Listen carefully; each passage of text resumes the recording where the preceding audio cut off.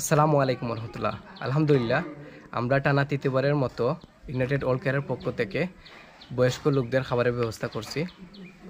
আমরা এর আগে খাবারের পাশাপাশি পোশাক বিতরণও করছি। আমরা এমন মানুষদেরকে খুঁজে বের করার চেষ্টা করছি যারা মাসে হয়তো ভালো খাবারের ব্যবস্থা হয় না, সেই সকল বৃদ্ধ মানুষদেরকে আমরা খাদ্য দেওয়ার সহযোগিতা করছি। আমাদের পুরো প্রজেক্টটা আজকে যে স্পন্সর করছেন তিনি হচ্ছেন আমাদের যুক্তরাজ্য প্রবাসী পোর্টসমাউথ শাহাদাত ভাই।